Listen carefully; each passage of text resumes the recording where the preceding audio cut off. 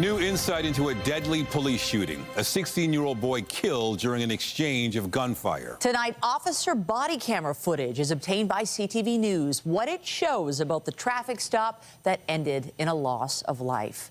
Good evening. We want to warn you the video is disturbing and appears to show the teen pull a gun before being shot by police. The province's Special Investigation Unit is trying to determine if the use of force was justified. CTV's Mike Walker is at the scene of the shooting in North York and joins us live with the latest. Mike.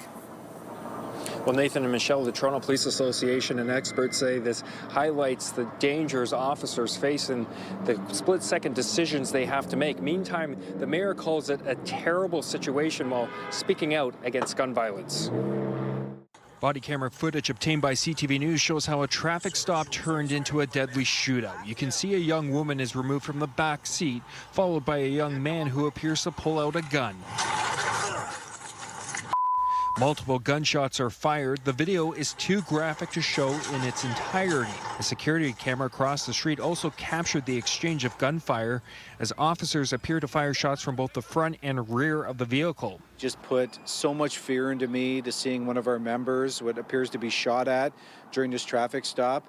And I'm so happy that they're okay. The president of the Toronto Police Association has seen the body cam video. He says this incident highlights the dangers police face and the split-second decisions they have to make. The last thing our officers would ever want to do is use lethal force, but what was so impressive for me, as soon as that happened, they were immediately providing first aid, CPR, to the person that tried to kill them. This is going to live with these officers for the rest of their lives. It all started when police pulled over the red Infiniti for missing a front license plate near Bathurst and Shepherd Sunday night. The SIU says it has reviewed body camera footage and say that the 16-year-old boy who died shot at police and then the officers discharged their firearms at him. The SIU now determining if the use of force by police was justified. But when you've got video evidence like that, it should be a fairly quick investigation.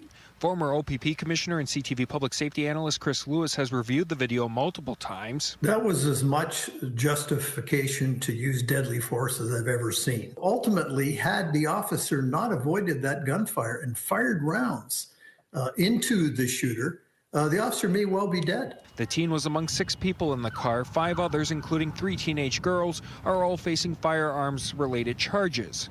The mayor calls it a terrible situation. It's a 16-year-old. They don't need a gun. Olivia Chow says the city needs to do more to keep guns out of the hands of young people. We have to give young people more opportunities, more hope, employment. The SIU director expressing concern that the body camera footage has been leaked. Toronto police would not comment further on the incident, but say it's investigating the leak of the video. The SIU says its investigation is ongoing, and that includes an analysis of the vehicle involved in this case, as well as interviews with witnesses. Reporting live, I'm Mike Walker. Nathan, back to you. Thank you, Mike. There are new details tonight in the killing of an international student in Hamilton. The young woman struck by a stray bullet last week. Today, police provided an update on their search for suspects as her college community continues to mourn. CTV's John Musselman reports. More than 200 people filled this outdoor square at Mohawk College today to honor the memory of murder victim Hasimrat Randawa.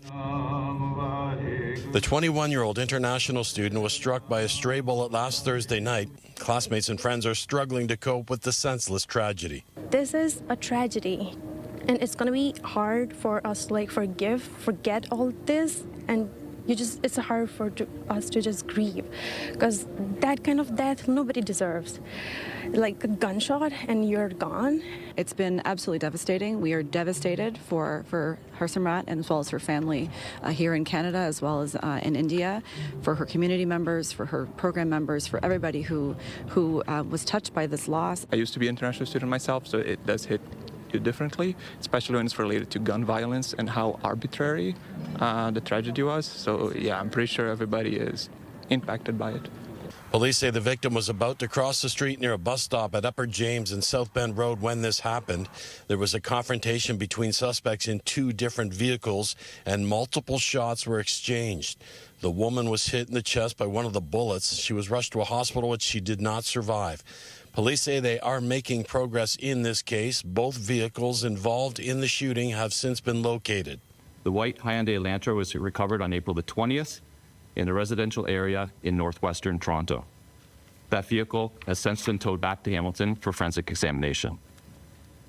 On April 21st, the Hamilton Police Service executed a search warrant at a residence in central Hamilton where we recovered the black Mercedes SUV that was used in this homicide. Investigators say they have narrowed down a pool of people who are associated with these vehicles.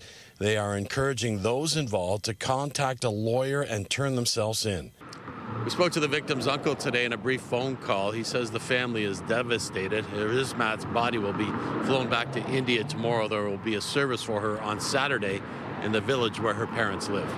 John Musselman, CTV News in Hamilton. Also tonight, transforming pain into purpose, a family's campaign of kindness, honoring one of the many lives taken by the Yonge Street van attack 7 years ago today. We turn to the ongoing and never-ending effort to unclog congestion in Toronto. There will soon be someone leading the charge. Today, City Council agreeing to appoint a so-called traffic czar to tackle the problem. CTV's Janice Golding joins us live with those details. Janice. Hi, Michelle. Yes, City Council has carried a motion made by Mayor Olivia Chow to appoint a congestion czar to fight traffic gridlock in our city. Now, the mayor says this is a necessary step so that the city has a leader to oversee creative cross-divisional solutions to tackling congestion. Now, Chow also says the czar can preemptively identify challenges and recommend solutions to get Toronto moving.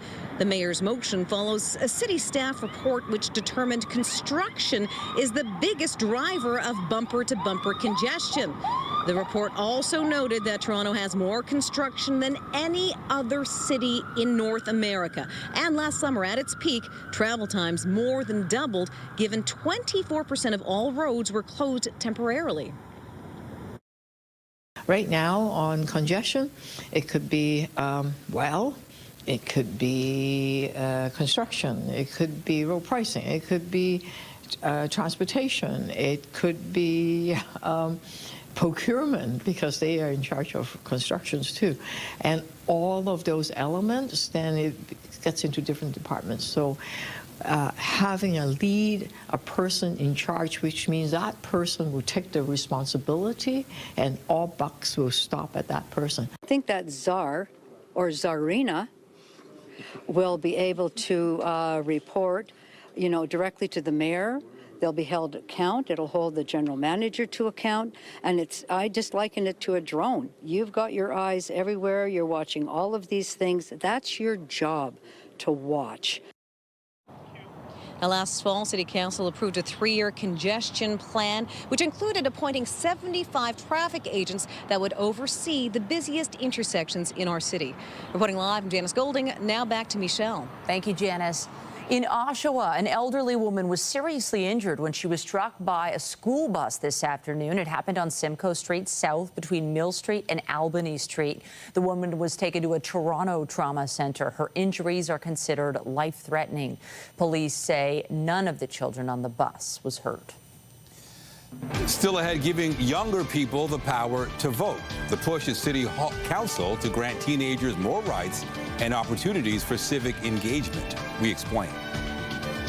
But first, a live look outside as we take our first look at the forecast. And there is a lot to like this evening. Look at this beautiful shot. Bright sunshine, very comfortable, mild temperatures. And you wouldn't know by looking at this evening sky that there is the potential for things to get stormy tonight. Let's bring in Lindsay Morrison with a look at the current conditions. Lindsay. Well, Michelle, we have less of a chance of it being stormy tonight than we do tomorrow night and the night after that. But you're right, there is a chance of an isolated shower or thunder shower. Let's talk temperatures. 22 degrees in Windsor, 21 in London, 16 in Peterborough. Not bad at all. It is cooler downtown Toronto than it is at Pearson Airport. We made it to a high of 16 today. The reason it's cooler by the lake, a southeasterly wind, even though it's not overly strong. Starting to see a little bit of an increase in cloud cover. Overnight tonight, we remain above seasonal, and tomorrow it's going to be not only warm, but humid. We'll talk all about it coming up. For now, Michelle, back to you.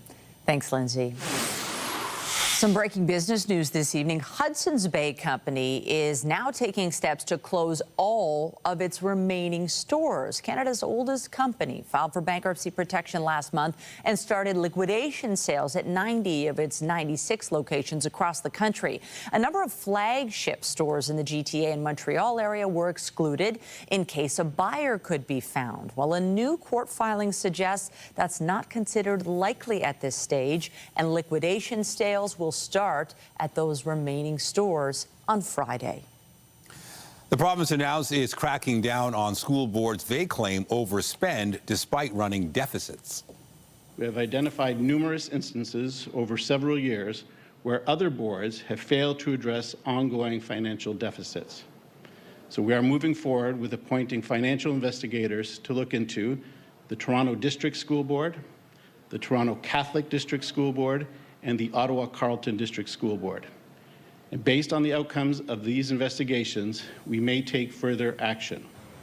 The Thames Valley Board in the London area has been placed under supervision following a convention trustees held at Toronto's Sky Dome Hotel. Meanwhile, the Brand Haldimand Norfolk Catholic Board has been given governance expectations. That move followed a trip all the way to Italy to select art pieces to purchase for schools. The Crown Attorney made opening remarks today in the sex assault trial of 5 former World Junior hockey players. CTV's Adrian Gobriel reports from London. The weight of this day outlined on the face of each of the accused as they entered court. Now it's time that we have a conversation about what is consent to sexual activity in hockey. With the jury of 14, that includes 11 women and 3 men, listening intently, Crown Prosecutor Heather Donkers began her opening remarks, painting a, quote, roadmap of events that will be challenged during this trial. To protect her identity, we can only refer to the alleged victim as EM. Donkers told the jury this case is about whether EM voluntarily agreed to engage in each and every instance of sexual touching that took place, going on to claim that the defendants took no steps to ensure there was affirmative consent when they touched her. Instead, they just did whatever they wanted. Just because you consented to some sexual activity with some individuals does not mean that you therefore consented to all sexual activities with all individuals who may be around. The jury will hear that EM drank approximately 8 drinks on the evening she met some members of the 2018 gold medal winning World Junior team at this London, Ontario bar. She went back to this hotel with World Junior player Michael McLeod and had consensual sex.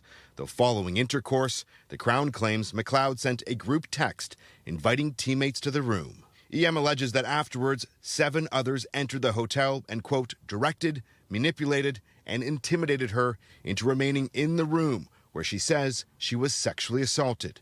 Continual consent in those hours will now be closely scrutinized. You have autonomy over your body, and you get to make those decisions about what you're going to engage in, when and with who, in an ongoing way. Former Team Canada captain Dylan Dubé, Cal Foote, Carter Hart, McLeod, and Alex Fermenton have each been charged with sexual assault. McLeod is also facing 1 charge of being party to the offense. This afternoon, we were expecting to hear a London police detective continue with this trial's initial testimony. Though after the break, the judge called back the jury and quickly dismissed them, saying something happened over the lunch hour that she needs to think about and discuss with the lawyers. Court is scheduled to resume tomorrow. Adrian Gobriel, CTV News, London, Ontario. York Regional Police are sharing dramatic video from a series of commercial break-and-enters over the weekend in Vaughan. Video from inside one of the 3 impacted businesses shows a suspect smash through the front glass door and flee with a cash register. This happened early Saturday at a plaza near Clark and Hilda Avenues. Investigators believe the incidents were crimes of opportunity and not hate-motivated. They're now searching for the suspect and the white sedan seen in surveillance footage. They're asking anyone with information to get in touch. 2 15-year-olds are among the 4 suspects arrested in a mall robbery in Burlington. It happened at a TELUS store at the Mapleview Shopping Center late Tuesday morning. Officers say the suspects took off in a stolen Honda CR-V, which crashed at the Trafalgar Road off-ramp in Oakville. 4 suspects were arrested. A 5th remains outstanding. Now to the federal campaign trail with Election Day fast approaching. Leaders are crisscrossing the country to secure Canadian support as the race nears its final stretch. CTV's Scott Hurst has the latest.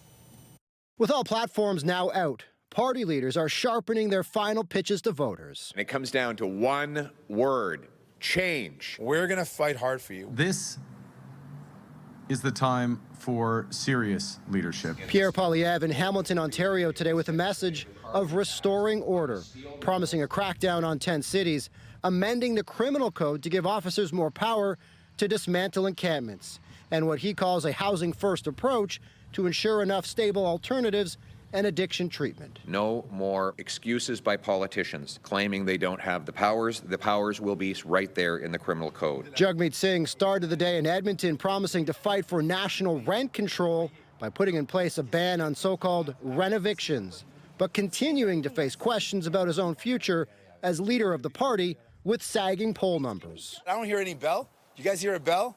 I heard the bell from the bike, but I don't hear a bell. This round's not over. This fight's not over. Mark Carney was out west in Victoria, BC, as Vancouver Island appears poised to be a key battleground, with the Liberals hoping to capitalize. And we heard a familiar message that's been the backbone of the party's campaign, standing up to Donald Trump. This is a critical election. British Columbians could decide who is Canada's Prime Minister on Monday. Bloc Québécois leader Yves-François Blanchet says the Liberals aren't up for the job of representing Quebecers, believing that province still might hand the Bloc, in his words, a huge gift on Monday. Scott Hurst, CTV News, Toronto. And taking a look at the latest Nanos poll for CTV News and the Globe and Mail, the Liberals saw their support grow to 44.1%, and the Conservatives were also up to 38.5%.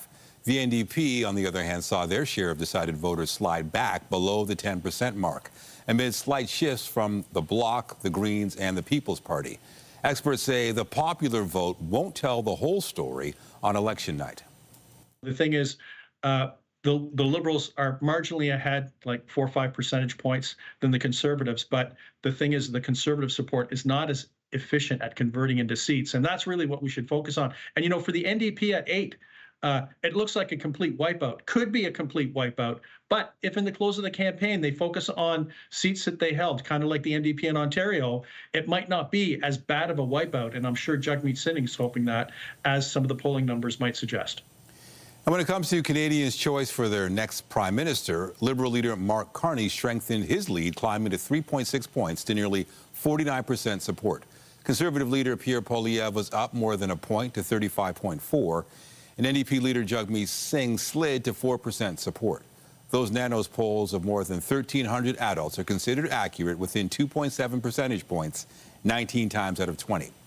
And a reminder to join CTV News Election Night, Monday night, for results, analysis, and perspective from all across the country.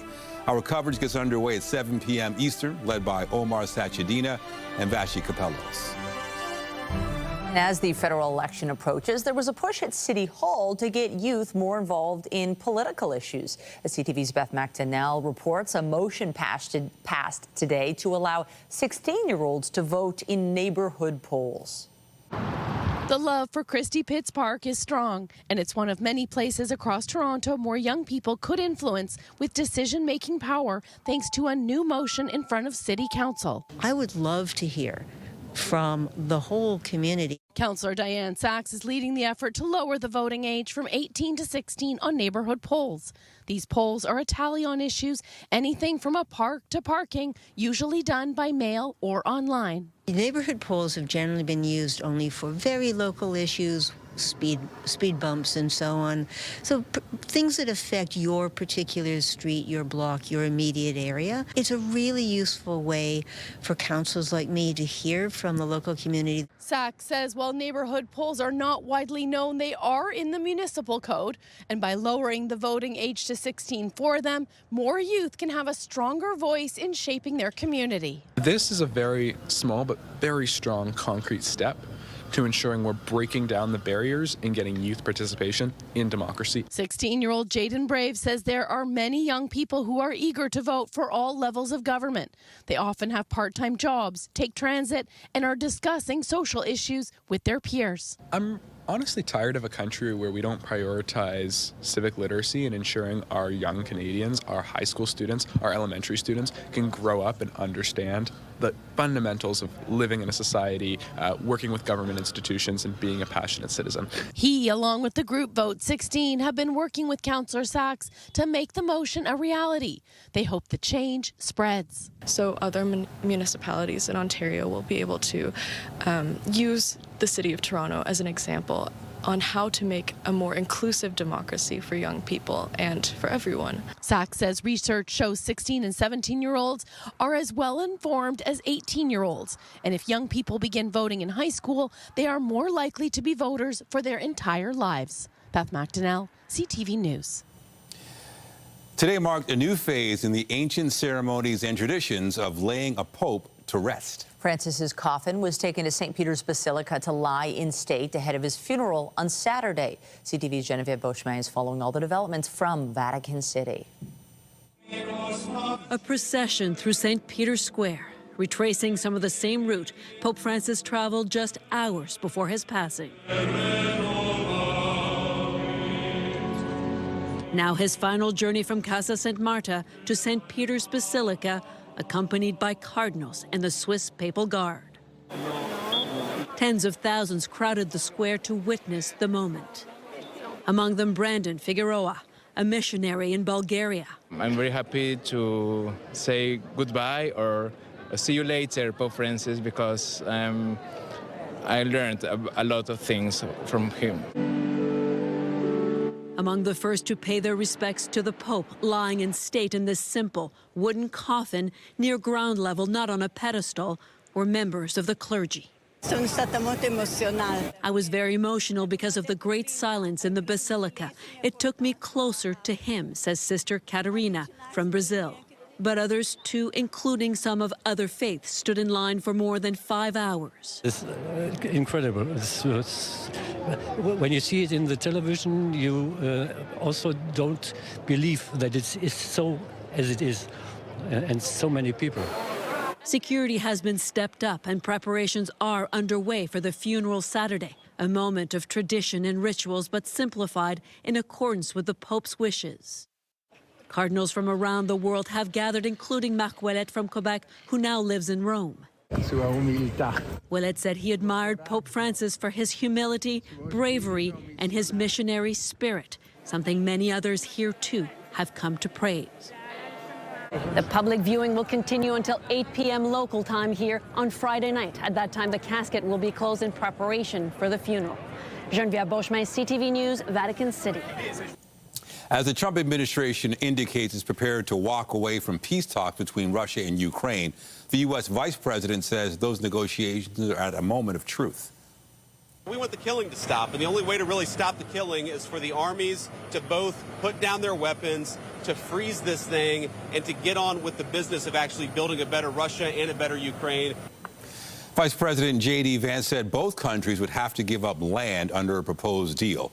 But this week, Ukrainian President Volodymyr Zelensky ruled out ceding any territory and called for an unconditional ceasefire. Today, Donald Trump said Zelensky's comments would prolong the fighting. Experts on the region say Russia is likely not interested in halting its invasion. I don't think Russia is looking for a way out. Russia has the upper hand. It's got the Americans more or less on side. It isn't exhausted or beaten down yet. Meanwhile, Ukrainian officials say a Russian drone hit a bus carrying workers in the country's east. At least 9 people were killed and more than 40 injured. India is downgrading its ties with Pakistan following yesterday's deadly attack by suspected militants in Kashmir. Protests were held in parts of India today with participants expressing anger over the killings of 26 men in the disputed region, mostly tourists. India has called the incident a terror attack and blamed groups with ties to Pakistan. Pakistan has denied involvement, but India has said it will suspend a key water treaty close to the shared land border and reduce diplomatic staff. The land border. Pakistan's government is set to meet and consider its response tomorrow morning. A powerful 6.2 magnitude earthquake rocked Istanbul today. Turkish officials say around 150 people were injured after leaping from buildings in a panic when the shaking started. None of them were listed in critical condition. One abandoned building also collapsed, but nobody there was hurt. Back here at home, today marks a somber anniversary in the city's history. It was 7 years ago that a man drove a van down Yonge Street, killing 10 people and injuring 16 more. One of the victims was Anne-Marie D'Amico, and since then, her family has tried to turn something positive out of that terrible day. And today, they focus on a special campaign aimed at Toronto's students. CTV's Allison Hurst has the details. Children perform at St. Francis Xavier Catholic School for the new Kind is Cool event, launching with the Anne-Marie D'Amico Foundation. When there's an opportunity to spread kindness, to have impact, you run with it. D'Amico was one of 10 people killed in the van attack 7 years ago today. 16 people were also injured, and an 11th person died several years later from injuries suffered that day. D'Amico's family created the foundation to bring awareness to domestic violence. My sister just had that innate ability to be kind to everyone and really go out of her way. To honor her legacy, her family and students placed roses at the front and decorated the gym with hundreds of purple turtles with ways to be kind written on the back of each one. Sometimes people think it's not cool to be kind, and people kind of go the other way. And she kind of flipped that script. And that's what we're trying to do here today as well, and make sure that everyone understands that kindness and inclusion is important. D'Amico's favorite color was purple, and animal, a turtle. It's not meant to be a sad day. It's meant to be a day of celebrating our true values and who we are as people, and the kindness and love we have for each other. That's how we want this day to be remembered. Students say the message of kindness is practiced in their classrooms. We had a new student, and I think he's been settled in pretty well because everyone has been showing him kindness, and I think he feels pretty welcome. Kindness is one of the biggest virtues that one can have, and kindness can be lived in many different types of forms. I think of like people who feel bad every day, just want to show them some kindness. It's through these types of kind acts D'Amico's memory lives on. Allison Hurst, CTV News. Coming up ahead, 2-0, but the job's not done. The Leafs hit the road for Game 3 as the Battle of Ontario shifts to Ottawa. We hear from the players and coach just ahead. And I'm Pat Foran. Coming up on Consumer Alert, have you ever thought of putting solar panels on your home? Now there are government rebates that could help you get back up to $5,000. But what if you change your mind and want to remove them? Who pays for that? I'll have that story. That's just ahead. Well, we are looking at a warm day tomorrow. Some communities in the GTA will climb into the 20s. That is well above seasonal. And we're talking humidex values as well, making it feel into the upper 20s. A pretty zonal jet stream means we're going to stay consistently mild over the next little bit here. But we're also looking at some active weather, especially Friday night and into Saturday. We'll talk all about this in your 7-day forecast coming up. And we've got another full night of great shows for you right here on CTV. Stay with us. The Ontario Home Renovation Savings Program is offering rebates if you install heat pumps, new windows, or solar panels. Adding solar panels to your roof can help generate clean energy, but if you do, you could end up locked into a long-term contract. Pat Foran joins us with Consumer Alert. Pat. Thanks, Michelle and Nathan. Not all solar panel contracts are the same, and if you're thinking of installing them, it's a big decision. And an Oshawa man who had them installed on his home now wants them removed and is shocked at how much he may have to pay. This is what Ryan Adams' house in Oshawa looks like now in the spring, but here it is when we visited 2 months ago. It was a winter with above-average snowfall, and at times the solar panels on his roof would accumulate ice and snow. At times it would come crashing down on his deck, once hitting his wife and narrowly missing his son. She was able to push him backwards.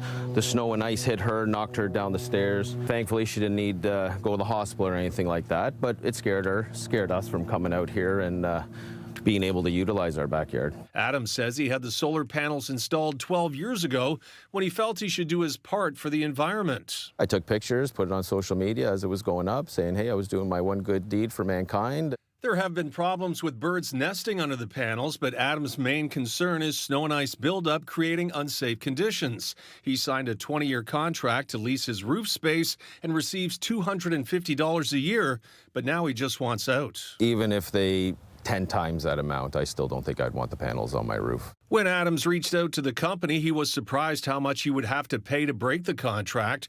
RSS Solar told him, "We're offering a buyout price of $20,000, including HST. This offer is being extended 8 years ahead of the original contract term." Adams says he's willing to work with the company, but hopes to pay a lot less to get rid of the solar panels. For my family safety, I'd love the panels off one way or another. I'm open to help and do what I can do from my end, but I'd love to have them off my roof. The company told CTV News RRS Solar has successfully managed over 500 green energy rooftop solar systems across the province with homeowners over the past 12 years. If a homeowner wants to terminate the agreement, they may do so in accordance with the terms of the agreement. Both sides are still in negotiations. If you're considering getting solar panels, be aware of the details, such as who pays to remove the panels and what the penalty is if you end the contract early.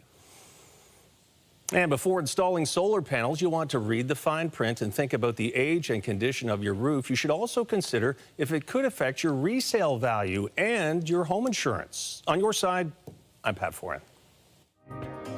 If you have a consumer story idea, email us at alert@ctv.ca. All right, looking at the forecast now, and really it was a lovely day, lots of sunshine. Hopefully it continues. Where there's a potential for unsettled weather in the days ahead, but I think one of the headlines is we're going to be talking humidity tomorrow, Lindsay. Yeah, all of a sudden feeling like summer. We've been talking about it finally feeling more reasonably like spring, but boy, oh boy, the temperatures tomorrow, more typical of, dare I say, July than April, so we're looking forward to that. Here's where it doesn't look or feel like summer right now, and that's in parts of the prairies. A potent spring storm swept through southern Saskatchewan Monday and Tuesday, and the result? Close to 40 centimeters of snow in some areas, especially Esterhazy, picking up about 38 centimeters of snow. Other communities closer to that 30 centimeter threshold. I know this is not what we want to see at this time of year, at least not most of us, I don't think.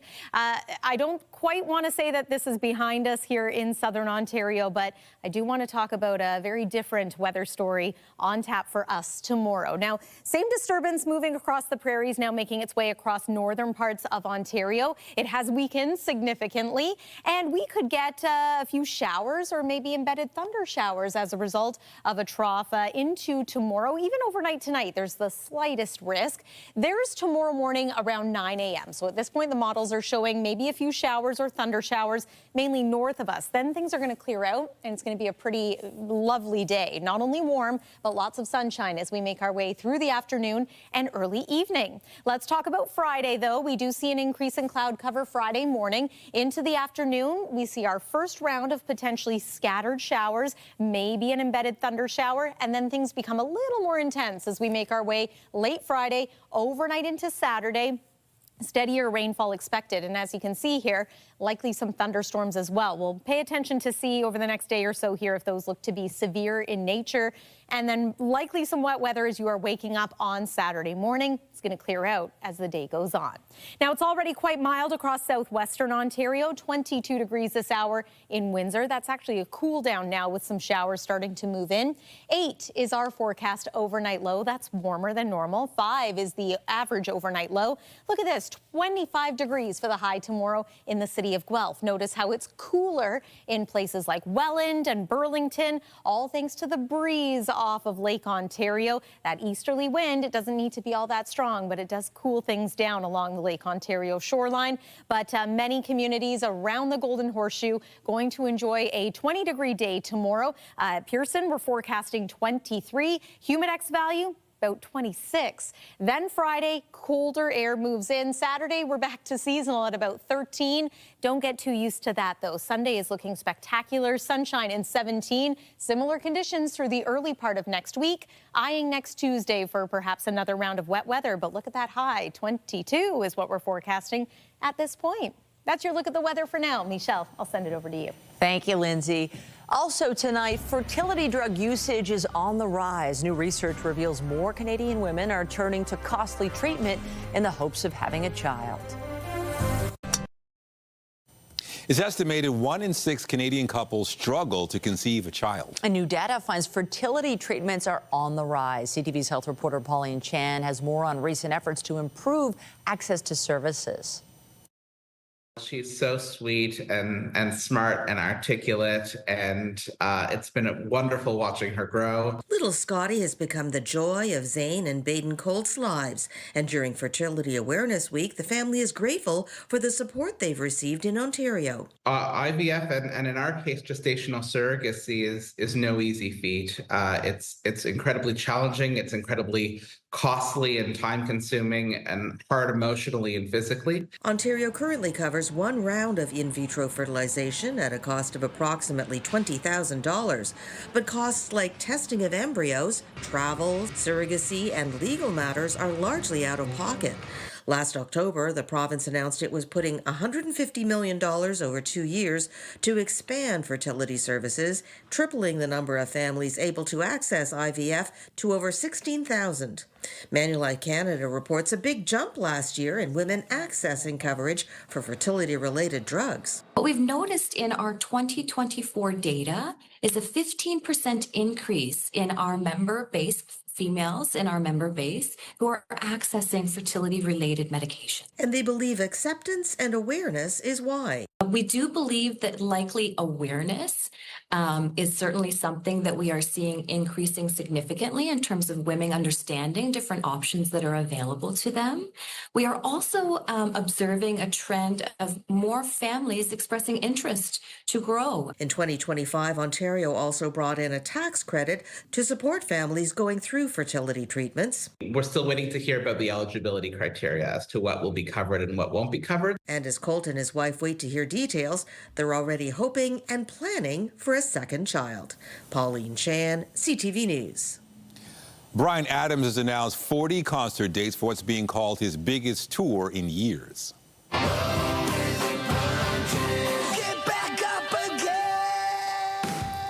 The Canadian rocker is set to perform 19 of those dates across this country as he hits the road with his Roll with the Punches tour.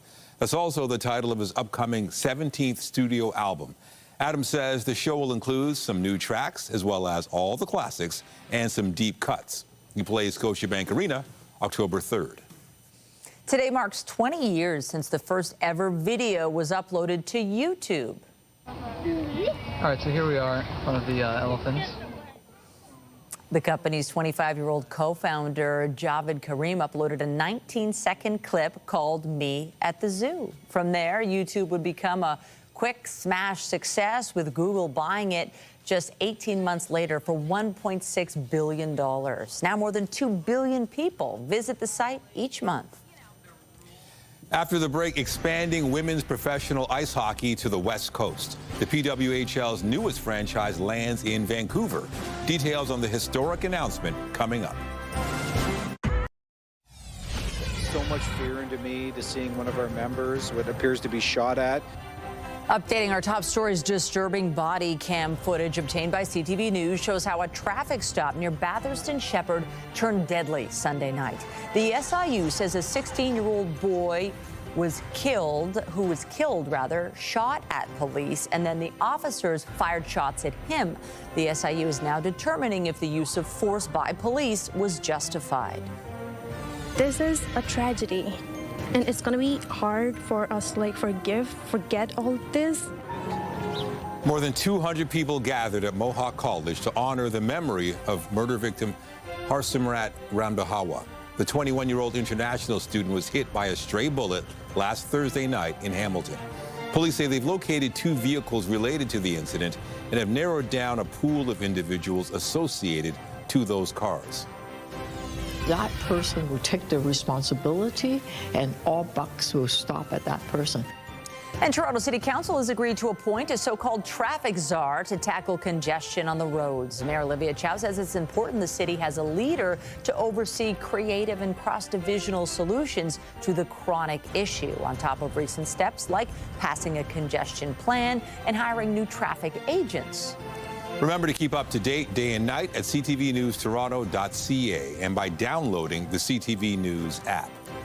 On the markets, the Canadian dollar dropped a third of a cent to end the day at just over 72 cents U.S. Western Canadian Select Oil is up $1.25 to $53.09 a barrel. And another positive day for the TSX. It gained 166 points to end the day at 24,472.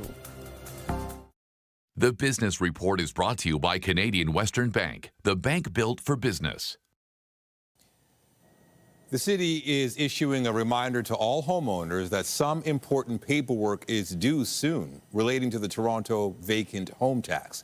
Residential property owners have to declare once a year that their property was occupied and not left vacant, or they may face a tax of 3% of the home's value.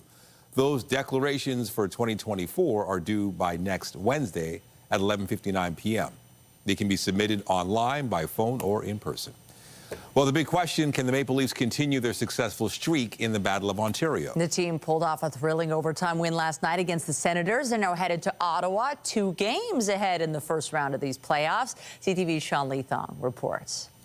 He's in over the line, dropping for Max. Max into the slot, shooting,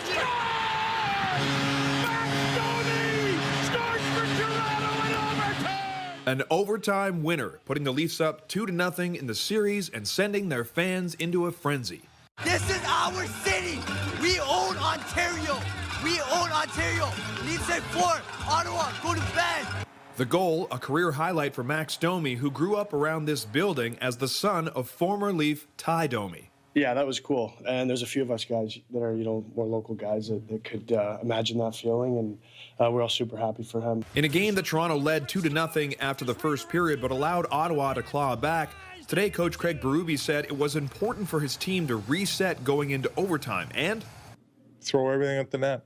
Throw it at the net. You never know. Now the team travels to Ottawa for games 3 and 4, a place where Leafs fans often show up in waves. I don't know how many Leaf fans are going to be allowed in the building. I know in playoffs, home teams usually, I don't know if they limit that. I don't know if that's on purpose or not.